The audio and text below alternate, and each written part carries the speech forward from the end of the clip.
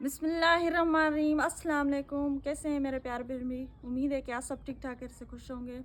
शुक्र अल्हम्दुलिल्लाह, शुक्र अल्लाह पाक का। हम सदाम साहब की दवाई लेके लौट आए हैं, तो उनकी दवाइयाँ ये वाली हैं।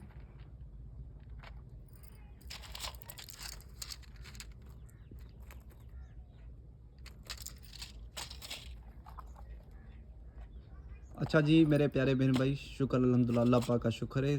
डॉक्टर साहब ने कहा है कि आपके गुर्दे में थोड़ा-सा इन्फेक्शन है। रिपोर्ट के मुताबिक मैंने अल्ट्रासाउंड भी करवाया और एक टेस्ट होती है, वो भी जो है मैंने करवाई, तो उसके मुताबिक थोड़ा-सा ज़ख़म है। तो डॉक्टर ने कहा आप ये दवाई लें, इंशाल्लाह आपकी सेहत जो है सही हो जाएगी। क्योंकि मैं बहुत टाइम यहाँ जो है इलाज करवा रहा हूँ, लेकिन कोई फ़र्क नहीं पड़ा, तो मजबूरी हमें जो है बहुत दूर जाना पड़ा। दुआ करें उनकी सेहत सही हो जाए। अल्लाह पाक आप लोगों को भी खुश रखे, आबाद रखे, जहाँ भी रहें खुश रहें, आबाद रहें, हंसते रहें, मुस्कुराते रहें। आमीन। डॉक्टर को दिखाया है।